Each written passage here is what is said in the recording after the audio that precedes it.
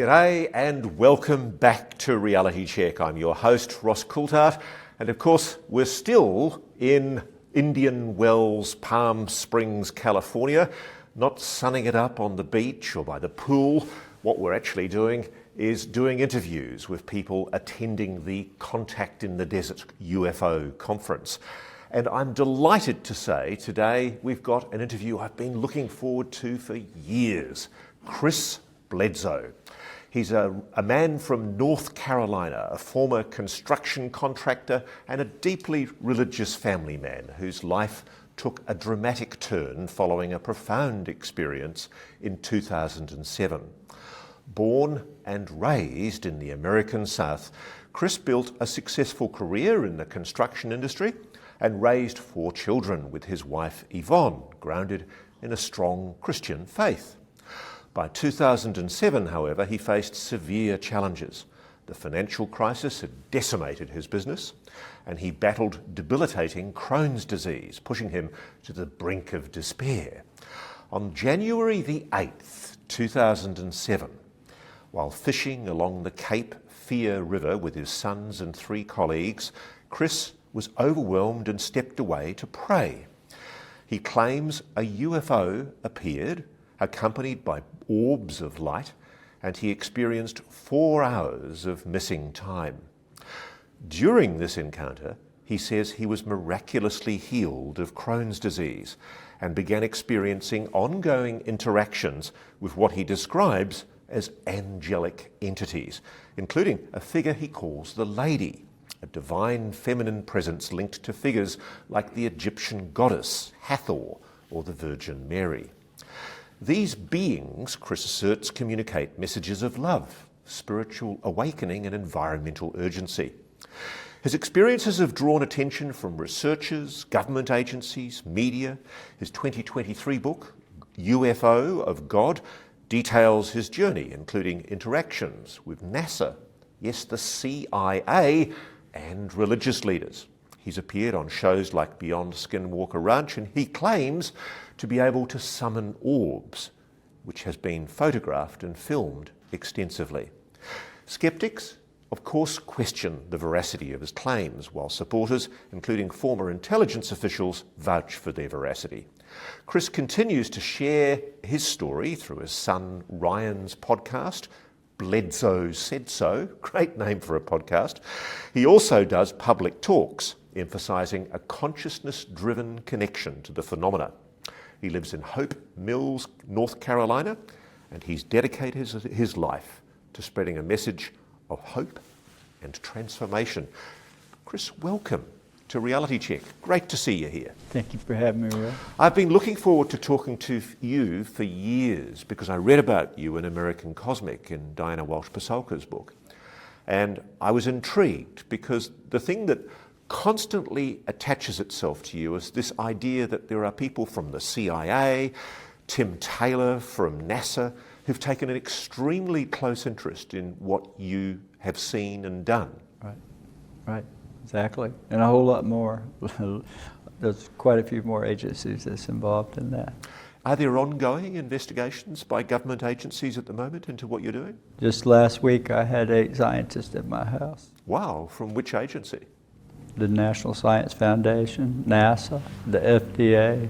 Wow. And some other agencies. Other government agencies by any chance? Yeah. So what are they doing? They wanted to see it. They're humans just like us. If you didn't know they had government on their tag, they're just people. And they all wanted to see it. So they called me during Easter and said, can we come? Was it a formal, official government thing, or was it an informal visit by people who just happened to work for the government? That's more like what it was, government people that called me to say, can we come and experience the phenomenon? So I invited 10 of them came, and if I said their names, you would know some of them. They're in the halls of Congress, and so one of them is on the board with the UAP disclosure thing, and they had some experiences with me. So they saw phenomena? 50 or 60 orbs. When you meet these people from the CIA, I'm Jim Semivan, I know Jim, Tim Taylor, I wish I could talk to Tim Taylor. He's an enigma. Yeah. Do they convey to you an impression that the government knows a lot more than they're letting on? Yes. What do you reckon is the reason why? This is the thing that vexes me the most. Why the secrecy? I mean, it's pretty blooming obvious. You're having an experience with something that is real. Right. Why do they continue to deny any knowledge of engagement with anomalous phenomena? I'm pretty sure it's based on national security and technology, and it's the Department of Defense that enforces that. You know, they have more information, the United States does, about the UFO than any other country, and they covet it. Let's talk about that moment on the Cape Fear River in 2007. Okay. What happened? It's a long story, but it was a nut in a shell. I was at the bottom, rock bottom. I lost everything. I was living in $1 million home, building 100 homes a year. My kids living on a golf course with a pool. Now, because of the World Trade Center thing, I lost everything, down to where I lost my home. And then 4 kids, little ones, I moved them to a mobile home that had no floor, no finished floor, just plywood, and no kitchen cabinets because we couldn't afford them. That's how, and I couldn't afford the lunch for school. I had to get free lunches. And so I was having thoughts. I didn't want to live anymore, and I didn't like that. So I was crying out to heaven, and UFOs came. That's why the book's named UFO of God. So do you think, I mean, it's interesting, I've got many religious friends, and I was having a conversation with one of them the other day, and she teases me that I talk about UFOs and think that they're possibly extraterrestrial or aliens or something like that. She thinks they're angels. And when I asked her what these angels look like, she said they're orbs. Well, yeah, and I think that's probably what they are, although I don't know. In a court of law, I couldn't tell you that I'm for sure of anything, but I can tell you that they come with prayer. When I say a prayer, that's when they come. I don't do any rituals or any whatever you may do, or I just say a simple prayer. Was that the first time you'd ever seen any kind of anomalous phenomena? No. In 2005, when we lost our home, the very site that we moved the mobile home to was next door to my dad. So we were at Thanksgiving of 2005, we were at his house having dinner. Somebody walked outside and come running in and said, look, and we all went out, mom, dad, the whole family. And there was a huge lime green, looked like a cigar, hovering right over where my house was to be built. It sat there silent and moved away, but then I had a near-death experience, and I got very sick from that point, and I never thought about it again. It didn't impress. So this is actually very important. This is something I'm noticing. A lot of people who are having this brush with the phenomenon, Right. they often describe dying. Near-death experiences. Yeah, And yeah. I didn't realize before you actually had a near-death experience. What happened? I had 2. When I was 10 years old, I was shot with a shotgun, point blank, 6 foot away, blew a hole in my back that big. Did you die? Well, I thought I was dead. Did you have that light down the tunnel experience? No, what happened was when I woke up, I was in the hospital. It was a farmer that took me to the hospital. This was in 1972. Wasn't much way, back then I was down in the woods, I got shot, he took me to the hospital, and I thought the whole time I was dead. It was traumatic for a little 10-year-old with a gunshot, and I'm bleeding to death. Sure. So when I woke up, it was after surgery, and it was on a cold metal table where they x-ray you. They kept taking me in and out of surgery to look for more lead. They didn't have this stuff then. But the last time they did it, I woke up, and I saw my mother looking through a window at me. But my memory was of being inside of something in outer space, looking back at Earth from a distance. So you had that out-of-body experience? Yeah. It's a very common thing. Have you met other people who've had near-death experiences? Yes, a lot. It's a very common thing, isn't it? Yep. And believe it or not, something I found, Ross, pattern. And I have 18 years worth of data, 18 years worth of data, and thousands of people write me. I have 20,000 emails I haven't even opened yet. That's how many people are writing. But they want to tell me their story. And all of them, just about all, will always, if you start digging into what was your life like when you saw that orb. This lady, Miss John, she's 80, she calls me, I hear you're the guy that knows about these lights. I said, that would be me. How can I help you? She's like, well, I was standing at my kitchen sink, and this ball of light came by my window, scared me to death, and all this. And I'm like, Miss John, what was happening to you when that happened in your life? She said, well, my husband died the week before. I said, there you go. It's always that way. It's trauma, near death, or some suffering, PTSD, that brings these things. That's the common pattern. So do you think we're all wrong when in the popular culture we assume that UAPs, unidentified anomalous phenomena as it's called, are aliens or something non-human? I think there's both. Right. I think there's both. I think there's so much we can fathom. I think it's full of life and layers of life. Just like in a drop of water, to on your pillow, to on the ground, there's just life everywhere. So I believe there's probably no telling what's out there. But these orbs that are connected to consciousness, that knows your thoughts, they know what we're thinking. You can't fool them. They hear it, you know. I call them in. I ask them to come in prayer by connecting my heart. That what makes you cry of joy. That when you can feel that, that's when they come.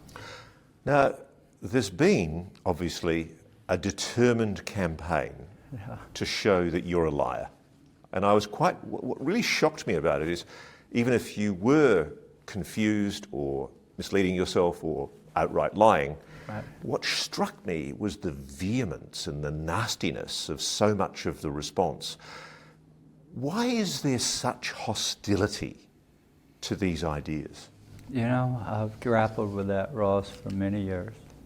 And I used to get so angry because nobody wanted to hear what I had to say. And the more I said it, the worse it got. You know, I got ostracized from my church and everything else. But I learned that these people are uninformed.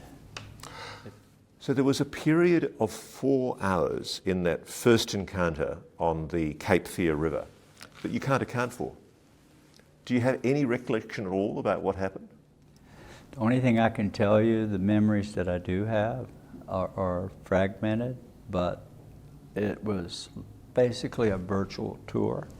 It felt like I was in an orb or some sort of round, whatever these things are. So you were taken on board a craft? Taken on board something, and I was being shown, the first thing I saw was Egypt. Why Egypt? I don't know, but they showed me the pyramids and the Sphinx, and they showed me Hathor's temple. I saw the descriptions of birds and animals as their deities. This is what they're putting in my head. Now, Hathor was a minx. She's the Egyptian goddess of sensuality and sex. Right. I mean, she's a beautiful goddess. Right.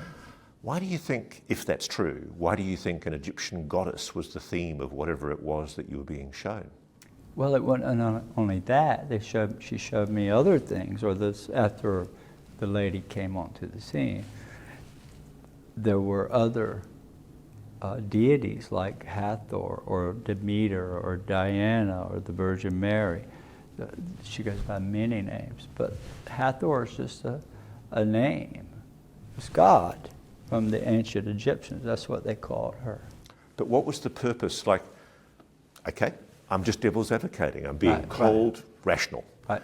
Why would, let's call it an interdimensional entity, or let's call it a God creator, even if it is. Why would they engage with Chris Bledsoe, even when you're down at your lowest point in your life? What was the intention? I have no clue. I have no idea. Thank you for your candor. Yeah, I've been asked a million times. I don't know, and everybody's like, you're chosen. I'm like, no, it's a burden. It's been the hardest thing of my life. The thing I've found fascinating, I was just talking earlier to Whitley Strieber, and he has had contact with whatever these beings are. He calls them the visitors, but they don't communicate with him. Do you have any sense as to why these beings decided to communicate with you?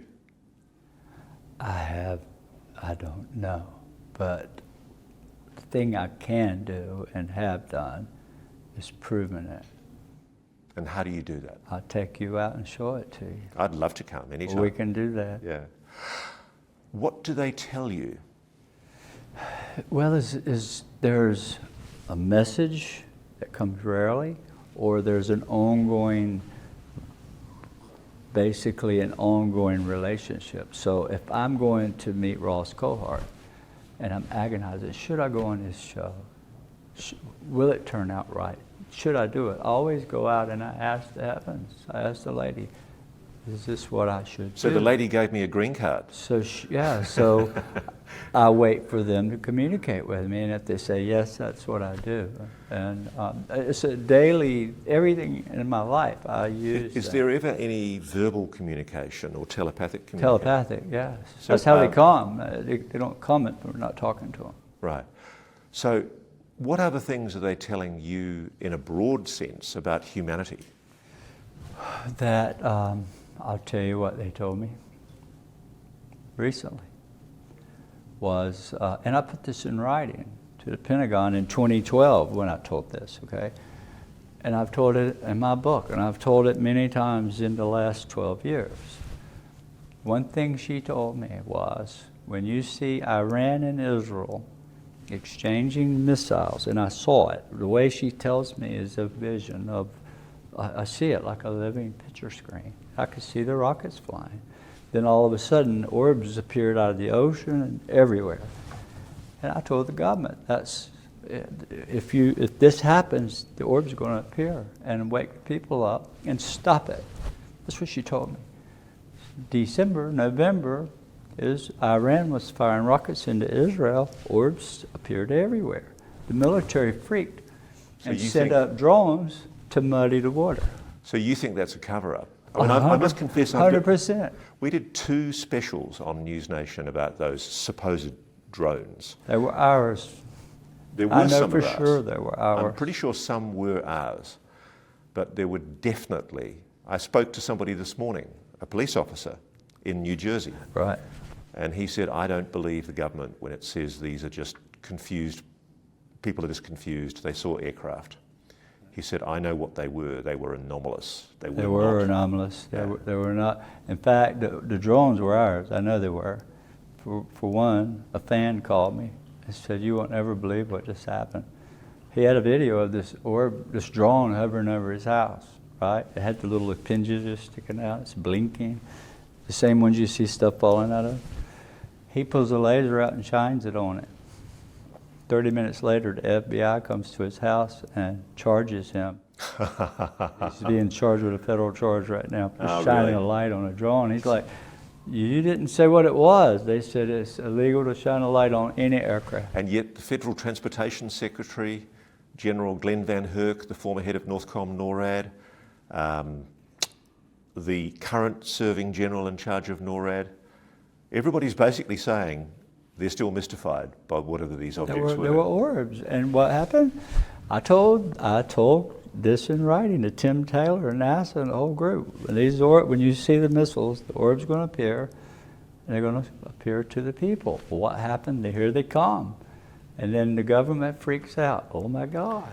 They pulled the plug, de-escalated the fight, the orbs went away, the drones went away. How do you deal with the hate, Chris? You've copped a lot more antagonism than I realised. When I was reading through, I mean, there was a discovery investigation into you. There's been numerous attempts. I think MUFON, to my great surprise, did a very unbalanced investigation that I think is now generally accepted to have been a very unfair hit job. Yeah, and I think one member of the team even apologised to you. More than one.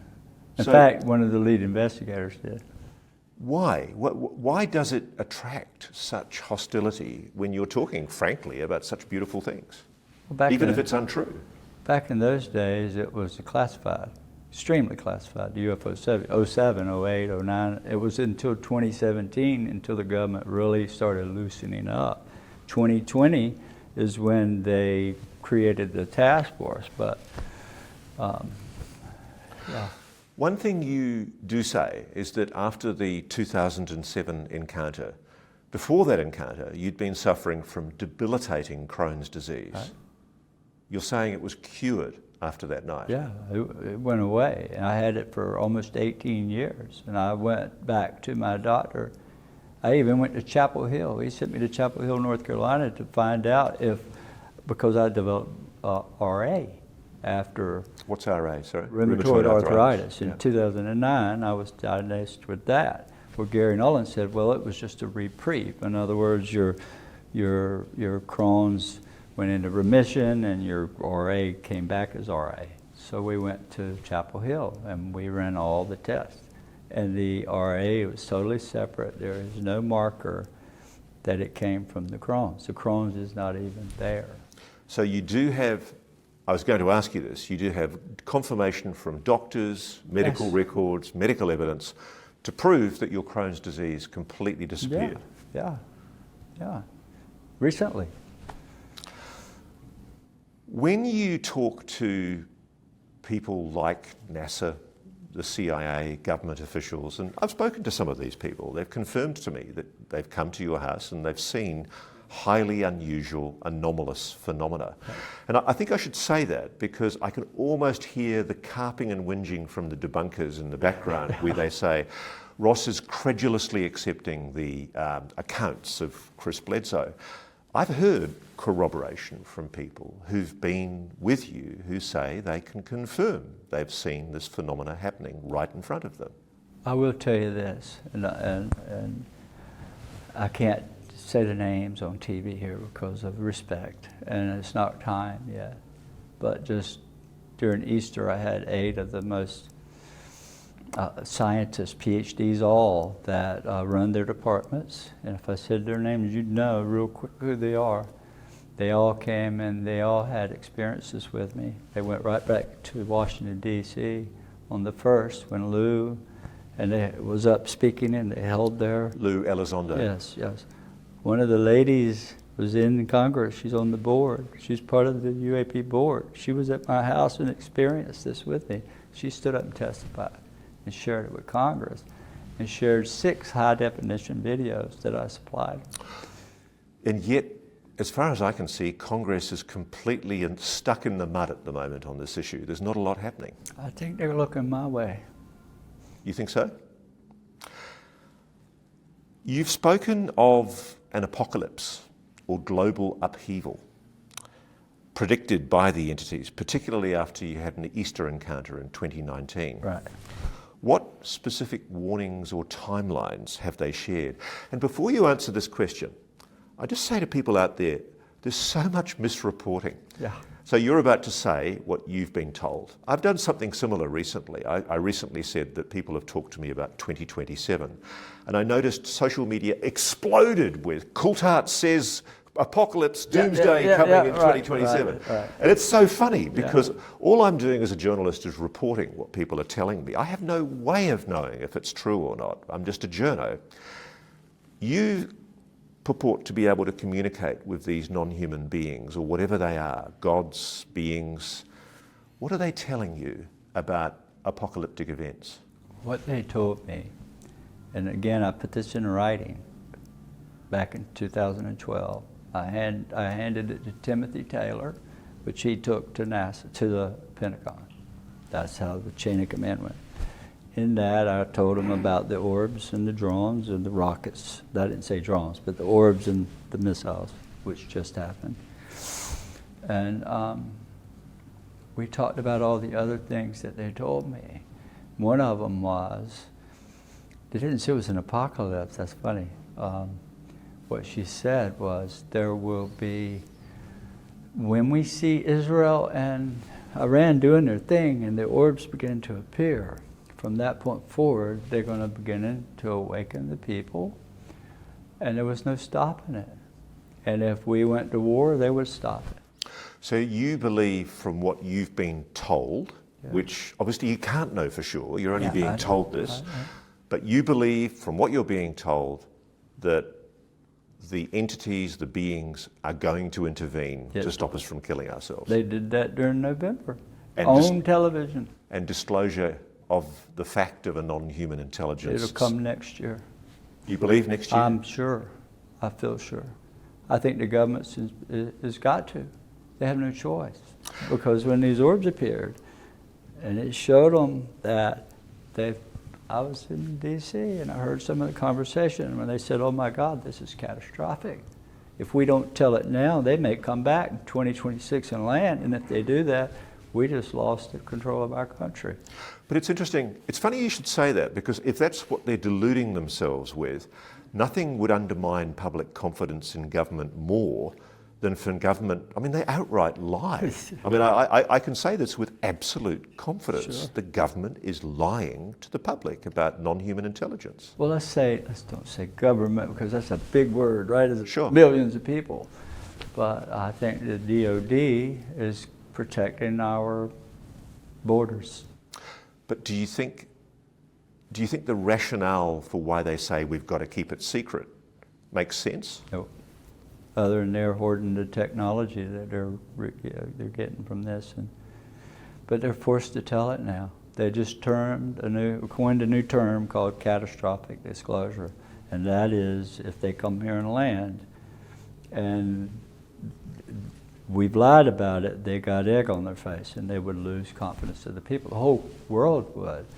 So they're speeding up this disclosure because this April date might just have something come back here and land and get out. April 2026. Yeah.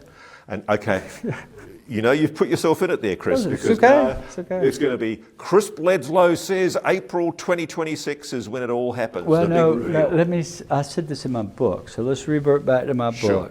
And my book clearly states what Chris said, is the lady explained to me that in April of 26, there would be an alignment where this star, which is a blue star, of Regulus appears on the horizon in front of the Sphinx, and it would be red. And you know what? This is right. That's what she I've said. actually spoken to astronomers. This is the phenomenal thing about this. Yeah, and she said it'll be red. And when that happens, it would mark a shift into a new knowledge, not an apocalypse. That's what she told me.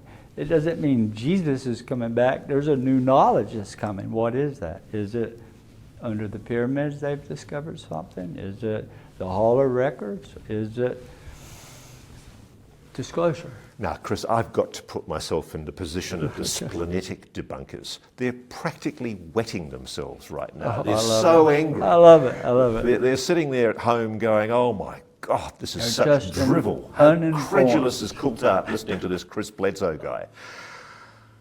Why couldn't we believe it? Is it possible she's deceiving you? Even if she is a divine being, an advanced being, couldn't she just be pulling your leg? Well, she could be, but I can tell you this. When I told this to the government about 2026, I just repeated what she told me. They immediately put remote viewers on it. And all of a sudden, all the remote viewers are saying, oh my God, 2026, 2027, something is going to happen. We don't know what, but something. But Chris, the official government position publicly is that we don't use remote viewers. Well, I think we do. It's very funny, isn't it? Because there are these alternate realities. I mean, I know because I came into this a very determined skeptic. Right. And I'm finding myself increasingly drawn into the reality that the government is actually doing things in direct contradiction to what it's saying. Does that strike you as odd? I mean, you have people from the CIA, Defense Department coming and seeing you, going away with the most extraordinary paranormal experiences. Yep. And yet their official position is that this is all nonsense. But behind the scenes, they all want to see it. How was it for you when MUFON, which is meant to be a UFO investigation organisation, Right. What did it feel like to you when they did their investigation into you? And I think it's now fairly universally acknowledged it was an unhinged investigation. Yeah, it was Jim Semivan told me that he thought it was a hit job when he said, I saw the report the day you reported it. And I knew then, bingo, there's the guy that was taken by a Tic Tac because of the way I reported it, right? So you were taken by a Tic Tac? Yeah, I reported a 45, 50-foot egg laying on its side. It started out as a red glowing ball of fire, but when it came down to the ground, it was a white glowing egg laying sideways, and it pivoted and flew over me. And when I reported that, David Fravor was just out tracking the thing up and down the North Carolina coast, and it came inland 60 miles where I was, and the rest is history. One of the things you talk about, and I find this fascinating because again, there's huge increase in sun activities, sun-solar activity. You talk about something called the sun flash that you've been told about. What have you been told about a future sun flash? Yeah, I never talk about this because it's scary stuff and I don't like to talk about it. But one thing I can say, I'm not sure if what I saw was the future or the past. But what I did see, and this was very beginning when they first took me in '04 on the virtual tour, part of that virtual tour was Egypt, the other part was over America. And we were up somewhere over the Midwest, and I saw the sun swell in the sky until it engulfed the whole sky. It was just all sun, and then it flashed. When it flashed, the lights went out. But then I saw the earth, the water from the side of the Pacific side of the ocean evaporate up into the sky. This is what I was seeing, which made the earth lopsided, and it stopped.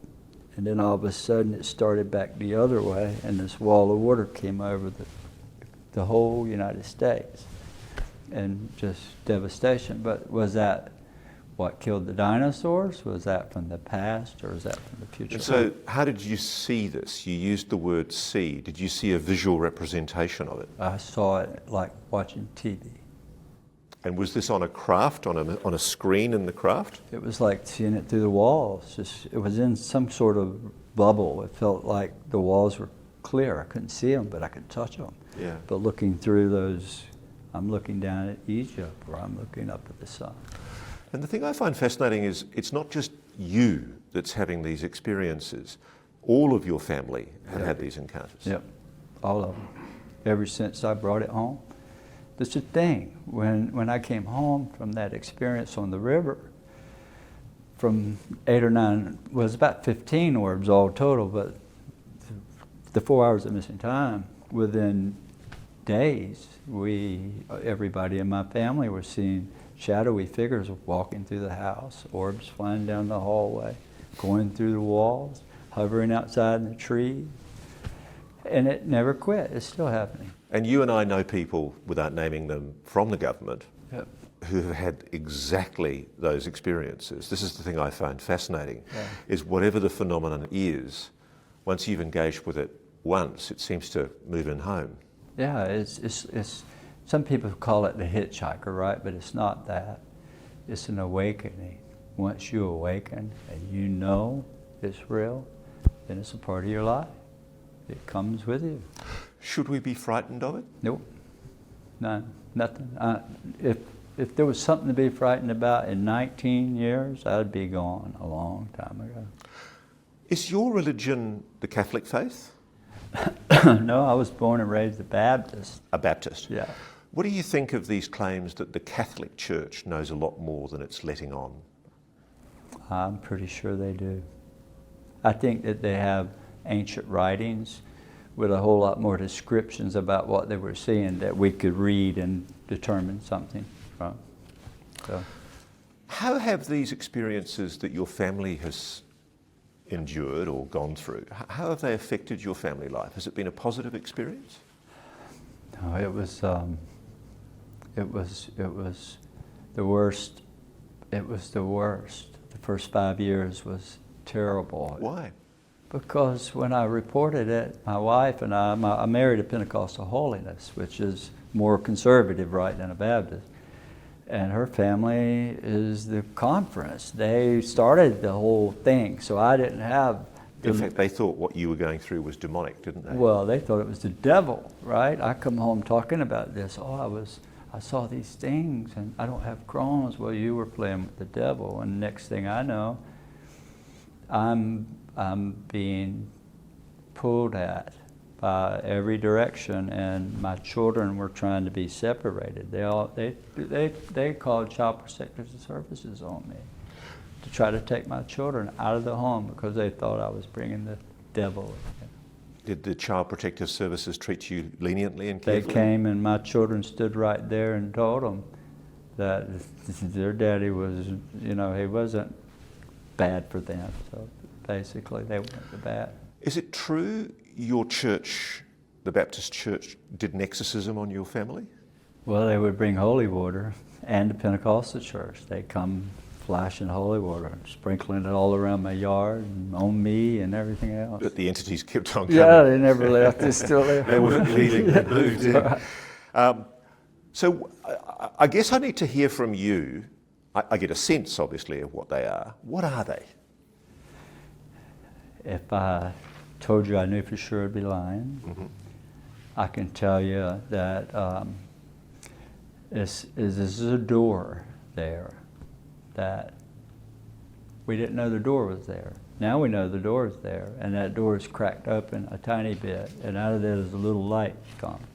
But what's behind that door, we don't know. But based on 19 years of interaction and the way it comes, just like our friend Jake Barber, we think the same way on how to get it to come, and it's through here. Have you met Jake? Yeah. What do you think when Jake encountered the feminine divine that he describes, and he had that incredible feeling of joy? Whitley Strieber came out, of course, and said that he thinks Jake's being deceived. No, I think that Jake is, because I know Jake's children. They're beautiful kids, and aren't his they? children experience. Aren't they gorgeous kids? Right. And his son, Yeah. he wouldn't mind me telling you this, his son has been involved in summoning himself. Yeah, he has. They say that they've seen an angel over the house. A blue one. Yeah. Is it an angel? Yeah. So when you use the term angel, are you literally referring to a Christian god, angels? No. What I'm referring to is there's a difference in the way you interpret something. When I say E.T., a person in their mind would magically think a ray gun and a machine and a flying saucer coming from some planet. But when I say angel, that word means it's here, it's around us, it's connected to our consciousness, and then it can harm you or hurt you or bless you. So what do you say? I mean, one of the things that is a constant reference from people I talk to in defence, and Lou Elizondo has said this publicly to me when he did an interview with NewsNation last year about his new book, Imminent.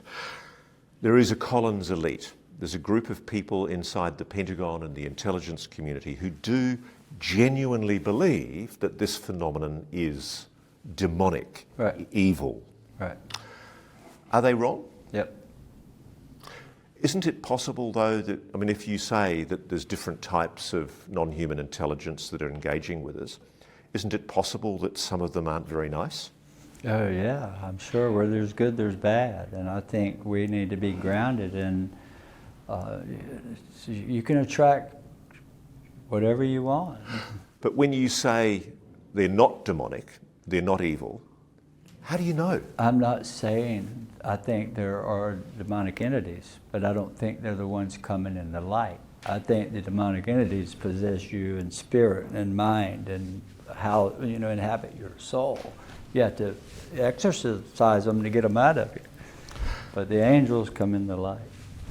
Have you had any direct communications with people in the Trump camp, in President Trump's family or camp or friends? Some that's working with them, yeah.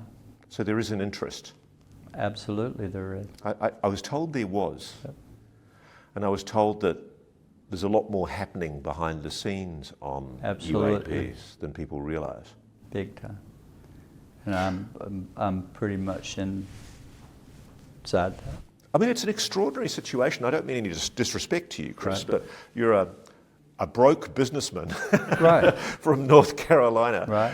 and a bunch of non-human intelligence types come and hang around your home, Yep. fill your head with all these incredible ideas and messages and love, and you start passing it on to the Pentagon at the very highest levels. Yeah, and yeah, absolutely, and some of the highest levels of science out there. We all know Dr. Anna Brady Estevez, right? Sure. Anna is a very good friend of mine and has been at my house and has experienced. I really enjoyed a podcast that she did recently. Hal Puthoff was part of it. And there was some really quite astonishing exchanges in that podcast. And I admired, for the first time, it was one of the first occasions I'd heard scientists talking candidly about things that the splenetic debunkers would have completely cried their hearts out over years ago to even talked about. There's a huge resistance, isn't there? There is, but there's a movement within the government that sees it as a spiritual side. Sure. The DOD side, which is protect our country, right? So they're kind of rallying around these new congressmen, and I think you're going to see movement and money given to research. Do you think disclosure is inevitable? Yes. And when you say disclosure, what do you mean? Well, what can they tell us? They're never going to give you a machine because it's classified. They can't, because it can never declassify it. It would be an act of Congress and the whole Air Force or whoever has this stuff. But I think you're going to get an announcement, maybe by the president or somebody high up in his cabinet, that people, because until President Trump says it's real, nobody's going to believe it. I don't know if people would believe it even if President Trump said it was May real. May not, but that's okay. There's three kinds of people. People that can see, people that can't see, people that you can show them and they'll see. You can lead a horse to water, but... you can't make them drink. Yeah. When you see this divine Mother Mary being, is it a humanoid creature? Yeah. Looks just like a classic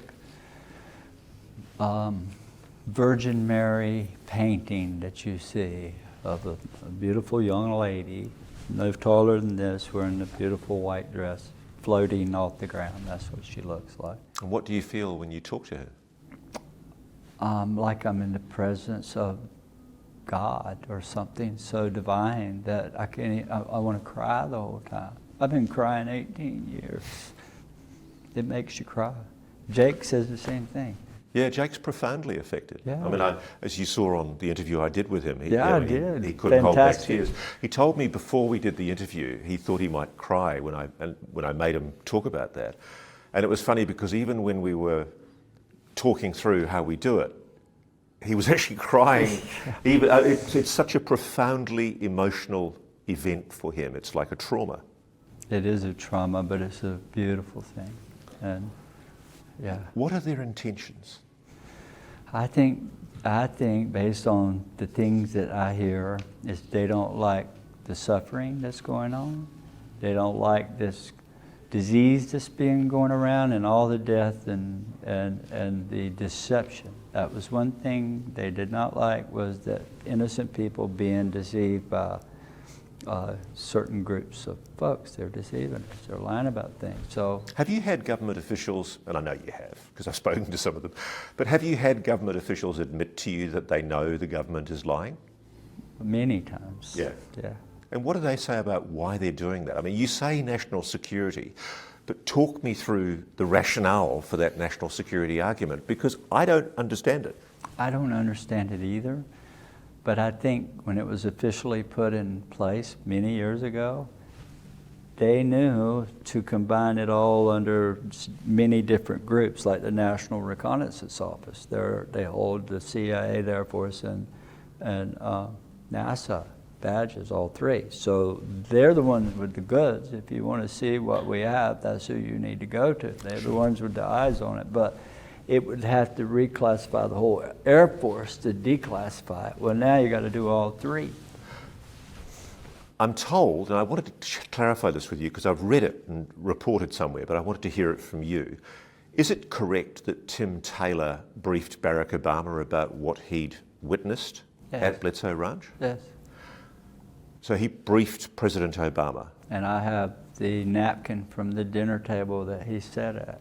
Oh, that was from Camp David, I From understand. Camp David, and Tim Taylor's the one that gave it to him. And does he say what President Obama's reaction was? He did not say.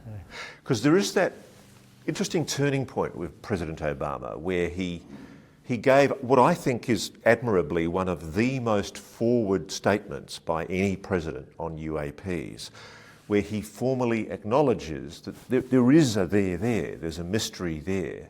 Right. And it's quite a noble moment. Yeah. And I think it will go down in history.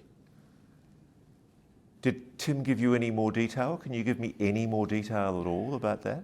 I need to stay away from that. Why? I mean, why not tell us? Well, I mean, obviously you know a lot more. Well, yeah, Tim's a ghost, you know. I know he is. Why is he a ghost? Why is he so evasive? I was going to ask you if you could put a good word in for me. When you get the security clearances those guys have, National Reconnaissance Office, which I know the person that helped get him his clearance, right, at NASA, it's out of Houston. Those guys can't even go to the hospital without somebody with them to keep them. If they go on any kind of anesthetics, they're liable to talk. They can't leave the country. Yeah, it's funny. I've actually spoken to somebody who's had that happen to them. I thought that was an apocryphal story, and it really is the case. They send somebody as a security guard to make sure they don't start blabbing while they're being operated upon. Exactly.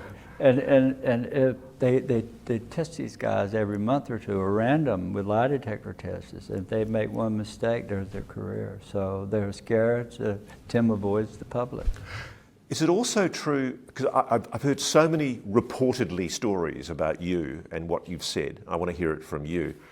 I'd also read repeatedly that you've spoken to people from NASA who've told you that astronauts have witnessed UFOs and anomalous phenomena. All of them. My wife asked a NASA scientist that I write about, been at my house for 11 years, like a father figure to my children. She asked him one night, "Have the astronauts ever seen anything in space?" He looked at her and said, "All of them." Is that Hal Povenmire? He's died now, hasn't he? I'd heard that about Hal. Yep, yeah. 2019. He was a very, very senior NASA official. 59 So years. Hal Povenmire confirmed directly to your family that NASA did indeed have astronauts, all the astronauts saw. All of them. And it's funny because I can't say how I know this, but actually I can. The astronaut from Apollo 14, Edgar Mitchell, told a very, very good friend of mine, who's actually here, an Australian guy, that every single Apollo mission was followed to the moon and back from the moon. Yep. Were you ever told that? Yep. And a lot more. I was told there's structures on the moon. No, I can just hear them. We've got to give courtesy to those debunkers. They're screaming their heads off now, Chris. They're going mad. Well, let's tell Structures them on the moon. Prove it, Mr. Bledsoe. Well, I'm just passing down words from what this senior official from NASA, he wrote 18 books and he mapped the moon. He has the award for mapping the moon, so occultational grazing. So he's watching the top edge of the moon, right, or the sides, the perimeter. And he told me there were buildings on there that were ancient, and we didn't build them. Without giving away their name, what's the rank of the most senior military official you've had in your home witnessing paranormal phenomena? The rank would be 2-star general. You've had a 2-star general? More than one. Wow, really? I've had congressmen. And have they gone away clearly convinced? All of them. So where are they? Why aren't they? Well, I mean, what we're looking for on this issue is leadership. You and I both agree, I think everybody agrees, this cover-up is ridiculous. It's absurd. I think it's going away. I think that this new administration has put the ball in motion, and by next year, I think you're going to hear some things. Why next year? It's always next year. Well, they're working on it now. It might come before then, but I think the 2026 remote viewing thing has got them scared, so they know that they need to turn up the heat on it. Has any of the communications that you've had with any of these beings given you any sense that humanity is screwed? They told me that we had lost our direction, and if they didn't come in and help, we were going down a path of destruction and Armageddon. That's what they told me. They showed two timelines. We can go down the war machine into oblivion, or we can decide to go up into peace. But is there any certainty about which timeline it will be? I don't know. I just relaying what they told me. But, I wish I had those answers. Now, let me be the skeptic for a moment and put my hat on. You're a deeply religious man, and there's nothing wrong with that. We respect your right to worship. Right. Is it possible you're seeing perfectly natural phenomena through a prism of deep religiosity? If it's responding to prayer, then I believe it's a divine. And I have to admit, I have the voices of at least a dozen people in my head who've told me privately that they have witnessed and corroborated in person with you that they've seen this phenomena. Yeah. So it's very hard for me to hear that and be skeptical still. Yeah, right. It's real, and you and I are going to experience it together. I'd love to, yeah. But I think I'd like the public to experience it. How hard is it for people to have this experience? How hard would it be for any citizen to attract the phenomenon? Anybody can do it. It is all a matter of ridding yourself from the doubt. Let me just say this about our skeptic friends. They just don't know, but that skepticism will rob you of ever experiencing this. Because if you're afraid, they won't come, and if you're skeptical, they won't come. So it really is a matter of accepting and showing faith. Yes, yes. Which I have to admit, one of the reasons I'm not religious, I'm not Christian, is because I went through boarding school as a young Anglican schoolboy. And I used to argue with my teachers all the time. Why are we meant to know things in science and prove everything in science? But the one thing we just have to go, oh, how convenient. We can't prove God exists, but we just have to believe him. Right. It really got my goat. Well, and I think for most people it does. What did me? I'm listening to a guy that has never seen Jesus, but he's telling me that that's what I must believe, right? So nobody's ever seen. Nobody knows. It's all in our head. We all imagine God our own way. So. Well, Chris, you've really committed yourself. It's okay. 2026. I think that's going to mark a shift into a new awakening, a new knowledge, and it'll take a while. It's not like a light bulb flipping tomorrow and something major happening, but I think the public's going to become aware of a lot of stuff. When you and Jake met, I mean, I'll be honest, when Jake told me that story of the feminine divine, I could feel the emotion. He was profoundly affected in a deep, deep way, and his whole family has been. Is that how you feel? Yes. I told you earlier, today, I just did a lecture yesterday, and the first thing I said, pardon me if I cry, because I've cried for 18 years. And if we got off on certain parts of the conversation where I relive it, I'll start crying. But it's real, it's that real, and it affected Jake that much and his children, because they're experiencing it too. Well, sir, I hope you're right, because the world's pretty damn dark right now, and we need some help. I agree. Chris Bledsoe, thank you so much for joining Reality Check. A real honour to meet you, and I'm coming to North Carolina. Oh, you got my invitation. I appreciate you. Thanks, Chris. Thank you.